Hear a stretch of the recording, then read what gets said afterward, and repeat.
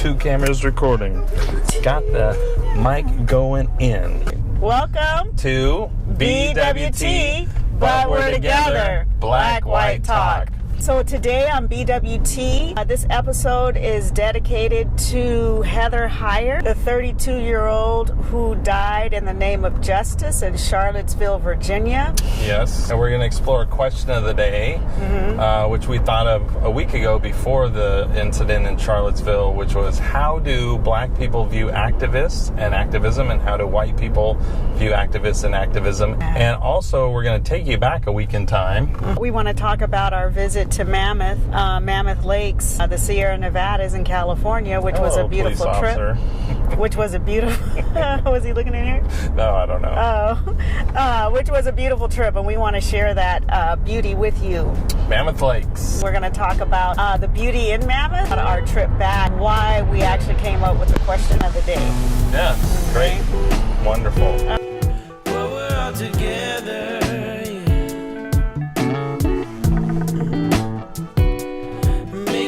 Together.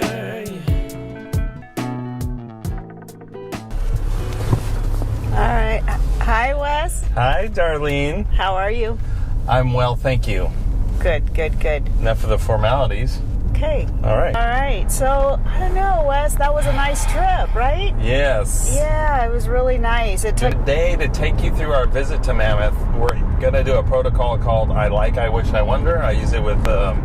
teachers in my job sometimes, and we're each going to share one thing we liked, one thing we wished, and one thing we wondered. Okay? That sounds good. Ready to go. Okay, Wes, what is one thing you liked on our trip to Mammoth? I'll have to say, this was a first for me. I liked getting in to the hot springs. Oh, yeah. At Mammoth, there's a meadow kind of below the village and below the lake area, and it's dotted with these hot springs fueled by or powered by or heated by volcanic activity under the earth somewhere. Yeah. And I had like sore calves from running on the trails and things we were doing. As did I. And got into the hot springs, and I swear I was healed. I'm going to agree. I got into the hot springs. I did only go thigh up because I was a little bit shy about what was in those springs. Yeah, I got in up to here. I think my beard got some water. You did all of it. But yeah, my knee is kind of permanently injured, I think. And when I got in, it felt wonderful. And it was hot. It was very hot, like naturally hot. Yeah, about 100 degrees. And when I got out, my knee felt like it was healed. That was fun, huh? Yeah. My like was... What's your like? I'm going to say the canoeing. My son went. Nathan went, and he was in the back. It was a 3-person canoe. He was in the back, Wes was in the middle, and I was in the front. Yeah, it turns out the worst seat is the middle seat. Is the middle. We had to return Wes to the shore. Halfway through, I was like, Grandpa's got to get out. Yeah, but it was so peaceful, and it was on the lake, and you're in the middle. You know, you guys have maybe you haven't, but been in the middle of a lake and not moving, and the water just sort of rocks you like a cradle. and even the activity of rowing, it was fun. It was beautiful. It felt good. Soothing. It was soothing. It was all that, and I love California, and that's one of the reasons is because you could go up to the Sierra Nevadas and canoe on Lake Mary. Yeah. So I wish, we're both going to do an I wish. So I wish when we went to Minaret Vista, the first night we went and we missed the sunset. And we were just sort of fooling around after dinner, and we drove up, and I vaguely remembered Minaret Vista, and it's this incredible view of a mountain range. And so the second night we had a great opportunity to go back, and I wish there were more clouds because I did a time lapse. And like I was kind of like, oh, this is going to be really cool because the night before there was these majestic clouds and pinks and all these colors. Yeah. And the sky was super clear, and you just don't have as much dramatic effect. So like I wish I had more drama in the time lapse I captured. Yeah, but your time lapse was really nice. I don't, Thank you. I wish Minaret was a little bit warmer because what had happened was I wouldn't get out of the car to see the sunset because especially the second night. The first night I did. And what happened as a result of that is that the moon, which was brilliant that particular night, full moon, huge, rising above the clouds, these beautiful pastel clouds, and I missed it.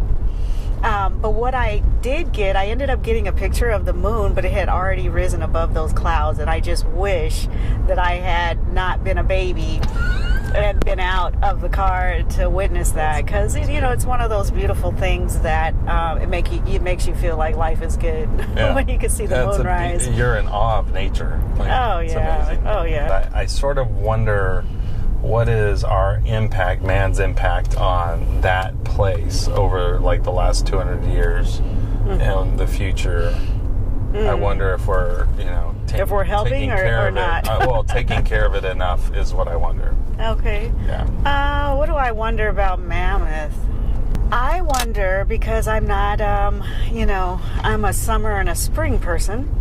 I have not been there in the winter, and I wonder what a visit in the winter would be like, and would I dare try to, do the skiing and those things that you wonderful people who ski. I will not be. No, you don't think so? I'm not going to ski. I did that, and you already I given don't trust up. myself. I have already given up. Yeah.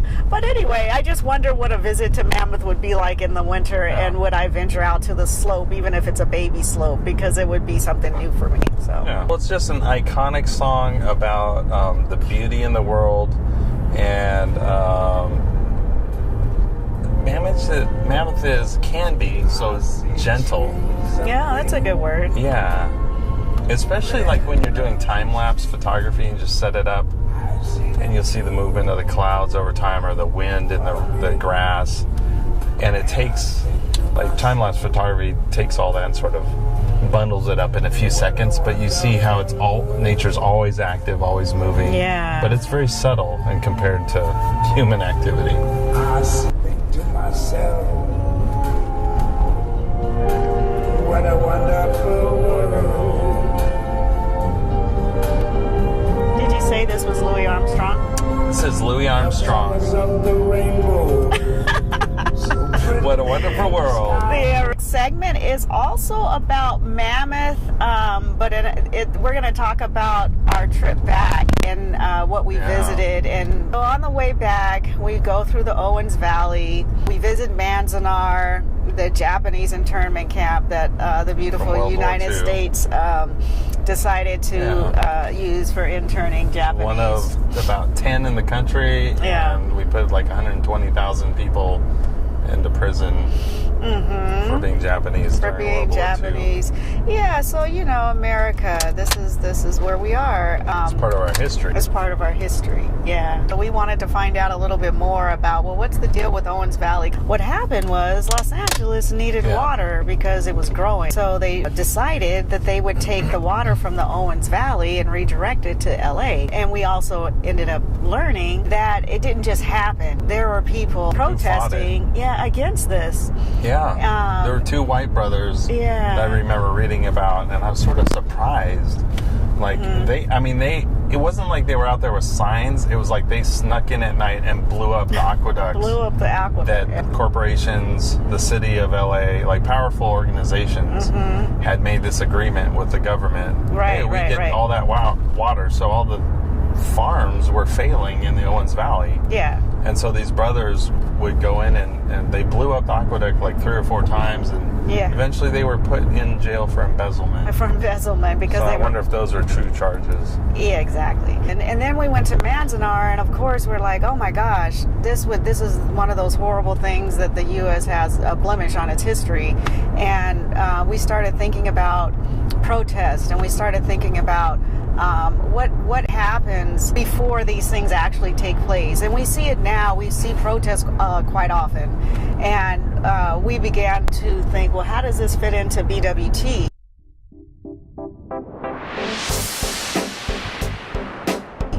And so we decided that we would discuss the differences in how white people view protests when black people are protesting, or people of color, and then do the opposite. How do black people view whites who protest? And then how does society at large view, or the government view protest? Well, I had a high school teacher, Mr. Randy Dempke, who's a social studies teacher. Shout out to West Covina High School Spartans. Shout out. Right? He was one teacher who really pushed us to question the status quo. And he would talk about he got pulled over on the freeway because he had an old raggedy car. And like, wow. This was for me like a white kid growing up in suburbs, Southern California. I was like, what? Like, that's really the way, the system works, is they judge you in a certain way.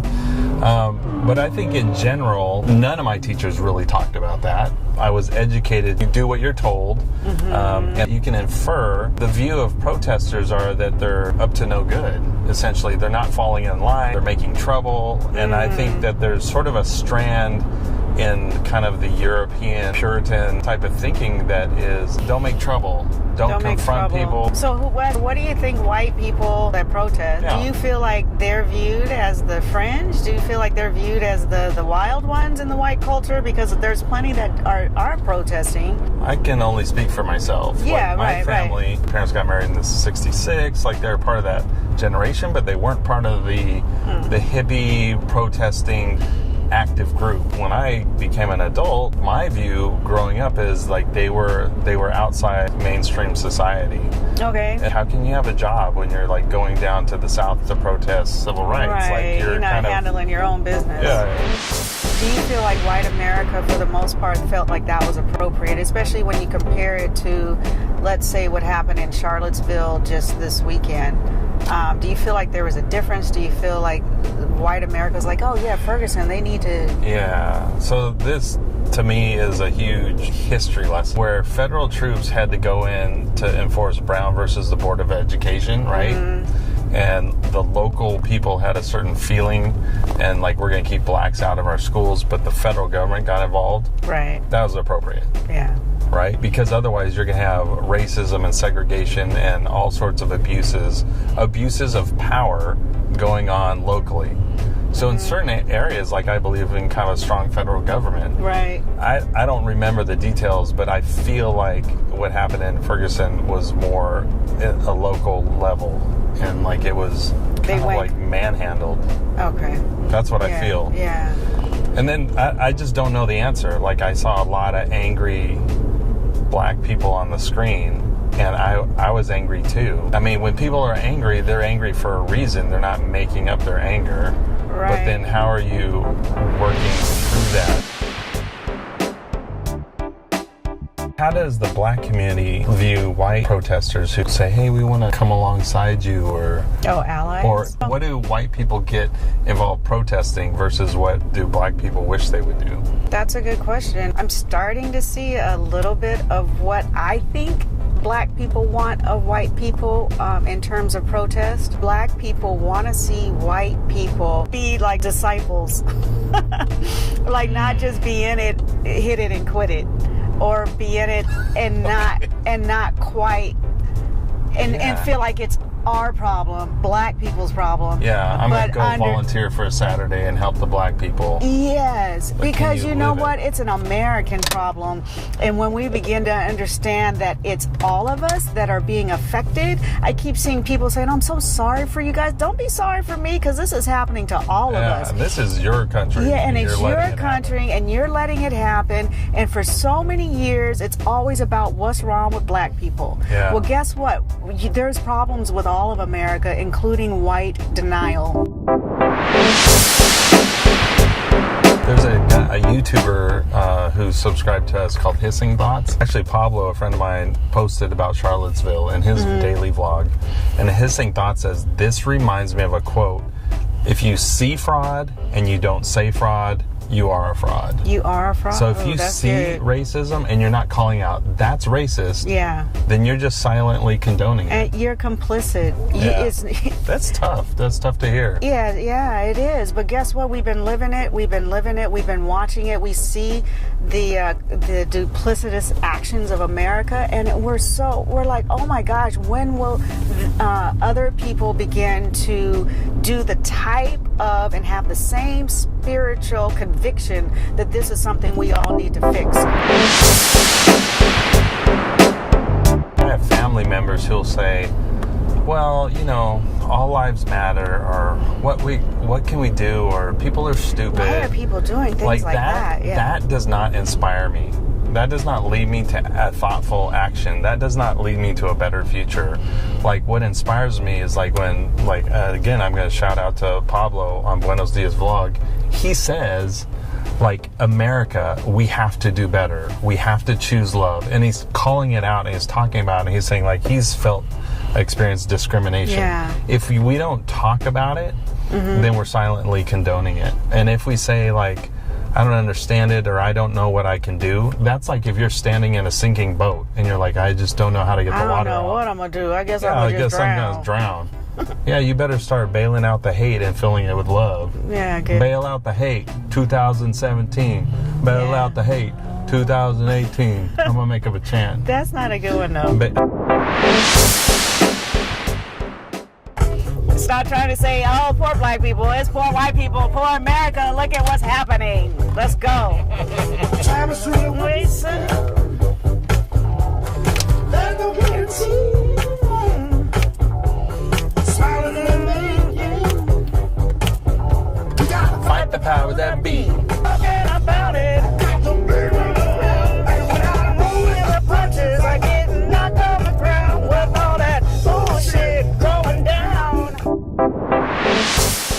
Give a shout out to all our people who are leaving comments and subscribing on YouTube. We crossed 100 subscribers on YouTube, which is huge for us, and we're very excited about that. We're so honored that people would watch and engage with us and go down this journey with us. Yeah, thank you all. Thank you.